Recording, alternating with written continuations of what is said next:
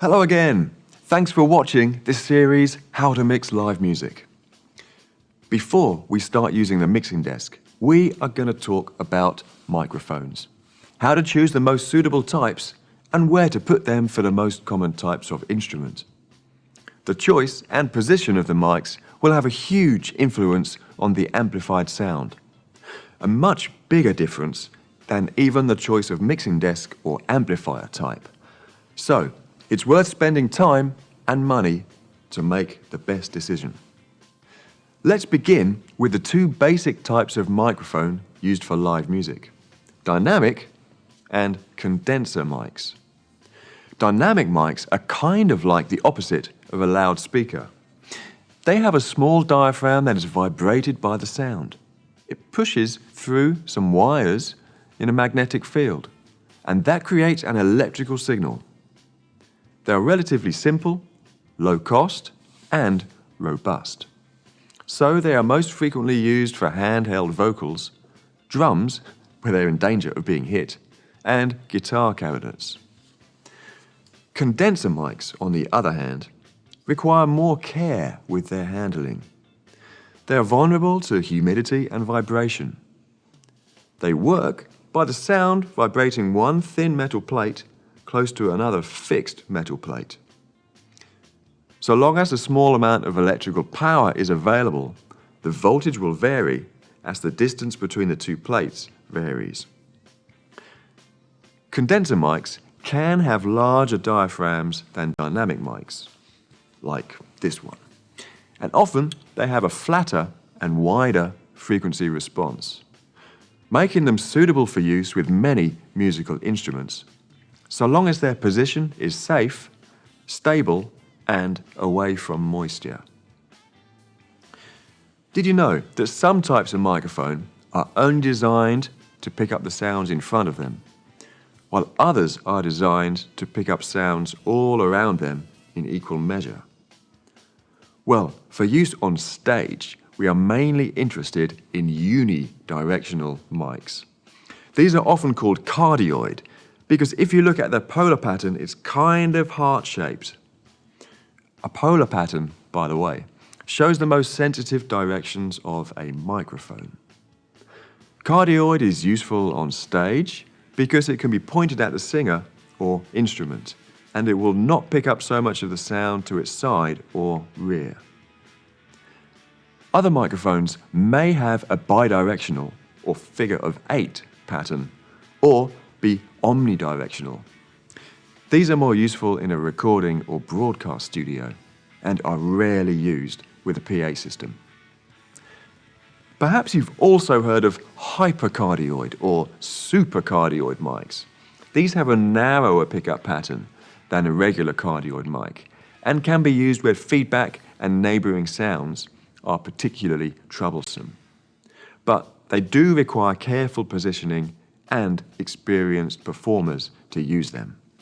So they are not always suitable. Probably the first band member you consider using a microphone for is the singer. Because singing produces a lot of air movement, you should use a microphone with a built-in pop shield. And it shouldn't pick up noise when you handle it. In most cases, a cardioid dynamic mic will suit the purpose best. A classic, well-known example is the Shure SM58, or the newer Beta 58. A good singer will vary the distance between their mouth and the mic to suit the sound pressure of each word they sing. But generally, it's best to keep the mic between 5 and 10 centimeters from the mouth for a clear sound. To gauge the distance, you can simply place your fist between your mouth and the mic. However, closer might be necessary with a really loud band on stage, and some singers might prefer the more bassy sound generated when the mic is virtually being eaten. By the way, please discourage the performer from cupping the grill of the mic in their hands.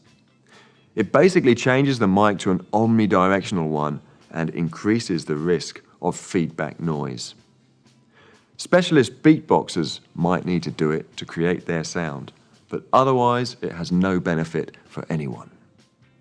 Other instruments that will benefit from the rugged nature of a dynamic mic are drums and brass instruments. Kick drums, which move a lot of air, would also require a mic with a pop shield.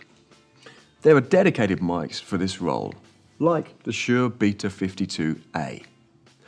Choose whether to put it inside the drum to pick up the sound of the beta hitting the skin, or outside to pick up a more resonant boom, or just inside the hole for a balanced sound. Many instruments would benefit from the extra clarity of mics without a pop shield. The Shure SM57 is a classic example and is often used on snare drums and brass instruments. It's still strong enough to cope with a few hard knocks. Another option for brass and woodwind instruments is a small clip-on mic. Audio-Technica Pro 35 is a cardioid dynamic mic which clips right onto the instrument's bell. For brass, place the mic at the exit of the horn. For woodwind, their sound comes partly from the finger holes and partly from the bell, so point the mic to collect sound from both. One exception though is the flute. Use a vocal mic with a pop shield for that because of the airflow over the sound hole. Again, keep the mic 5 to 10 centimeters away. Now let's discuss which instruments would benefit from a condenser mic. Well, anything with a wide frequency range, lots of mid and high frequency content, and is in a safe position on stage. If you have an acoustic piano, try pointing two cardioid condenser mics at the strings, one for low, the other for high strings. And a similar mic would work well above a violin, pointing towards the F holes, but far enough away not to be hit by the player's bow. If the guitarist uses a speaker cabinet to obtain their special sound, you're going to need a mic for that. A large diaphragm condenser mic, such as the AT4040, could provide a more detailed sound than a dynamic mic. Position it about 5 centimeters from the speaker grill and try it a little way from the center of the speaker's cone. And now back to the drum kit. As I'm sure you know, drums can be played very loudly. In fact, they are much easier to play loudly than quietly. So you should consider whether you need any microphones at all. The smaller the venue and the louder the drummer, the less necessary it is. Anyway, we've already talked about kick drum mics, which is often the first drum mic to consider when beefing up the beat.